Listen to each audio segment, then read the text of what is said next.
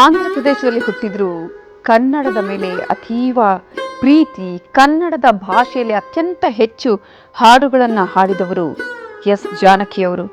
ತಂದೆ ಆಯುರ್ವೇದ ವೈದ್ಯರಾಗಿದ್ದರು. ಮನೆಯಲ್ಲಿ ಸಂಗೀತದ ವಾತಾವರಣ ಇತ್ತು. ಸೊ ಬಾಲ್ಯದಲ್ಲೇ ಅವರು ಹಾಡುವಂತಹ ಆಸಕ್ತಿಯನ್ನು ಬೆಳೆಸಿಕೊಂಡ್ರು. ಕೇವಲ 9ನೇ ವಯಸ್ಸಿನಲ್ಲೇ ಮೊದಲ ಬಾರಿಗೆ ವೇದಿಕೆಯಲ್ಲಿ ಹಾಡಿದಂತಹ ಎಸ್ ಜಾನಕಿಯವರು ಆ ನಂತರ ಹಿಂತಿರುಗಿ ನೋಡಿದ್ದೇ ಇಲ್ಲ. ಔಪಚಾರಿಕ ಶಾಸ್ತ್ರೀಯ ಸಂಗೀತ ಶಿಕ್ಷಣ ಪಡೆಯದಿದ್ರೂ ಕೂಡ ತನ್ನ ಪ್ರತಿಭೆಯಿಂದ, ತನ್ನ ಧ್ವನಿಯಿಂದ, ತನ್ನ ಸರಳತೆಯಿಂದ, ಅದಕ್ಕೆ ಕೊಟ್ಟಂತಹ ಆ ಒಂದು ಶ್ರಮದಿಂದ ಅವರು ಶಿಖರಕ್ಕೇರಿದ್ದಾರೆ ಅನ್ನೋದನ್ನ ನಾವಿಲ್ಲಿ ಗಮನಿಸಬೇಕಾಗತ್ತೆ. ಅವರು ತಮ್ಮ ಚಿಕ್ಕಪ್ಪನ ಸಲಹೆಯಂತೆ ಚೆನ್ನೈಗೆ ಹೋಗ್ತಾರೆ. ಅಲ್ಲಿ AVM ಸ್ಟುಡಿಯೋದಲ್ಲಿ ಒಂದು ಅವಕಾಶವನ್ನು ಪಡಿತಾರೆ.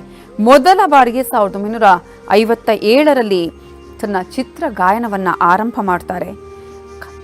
ಫಸ್ಟ್ ಅವರು ಅನೇಕ ಬಾರಿ ಅಂದರೆ ಹೇಳಿದ್ರೆ ಒಂದು ಕಡೆ ನಿರಾಕರಣೆ ಕೂಡ ಎದುರಿಸ್ತಾರೆ. ಆದರೆ ಯಾವತ್ತೂ ಕೂಡ ಧೈರ್ಯವನ್ನ ಕಳೆದುಕೊಳ್ಳೋದಿಲ್ಲ. ಅದನ್ನ ಮತ್ತೆ ಚಾಲೆಂಜ್ ಆಗಿ ತೆಗೆದುಕೊಳ್ತಾರೆ.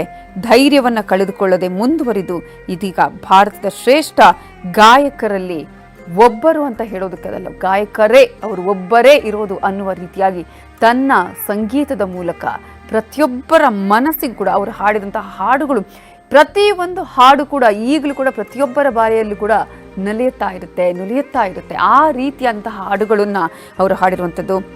60ಕ್ಕೂ ಹೆಚ್ಚು ವರ್ಷಗಳ ಸಂಗೀತ ಪಯಣ, 20ಕ್ಕೂ ಹೆಚ್ಚು ಭಾಷೆಗಳಲ್ಲಿ ಒಂದು ಹಾಡನ್ನು ಹಾಡ್ತಾರೆ ಅಂತ ಹೇಳಿದ್ರೆ ಅವರ ಹಾಡಿಗೆ ಯಾವ ರೀತಿಯಾದಂತಹ ಆ ಸಂದರ್ಭದಲ್ಲಿ ಮೊದಲಿನಿಂದಲೂ ಕೂಡ ಬೇಡಿಕೆ ಇತ್ತು, ಅವರ ಧ್ವನಿಗೆ ಯಾವ ರೀತಿಯಾದಂತಹ ಬೇಡಿಕೆ ಇತ್ತು ಅನ್ನೋದನ್ನು ನಾವಿಲ್ಲಿ ಗಮನಿಸ್ಬೋದು. ಇದೇ ವಿಚಾರಕ್ಕೆ ಸಂಬಂಧಪಟ್ಟ ಹಾಗೆ ಖ್ಯಾತ ಗಾಯಕರಾಗಿರುವಂಥ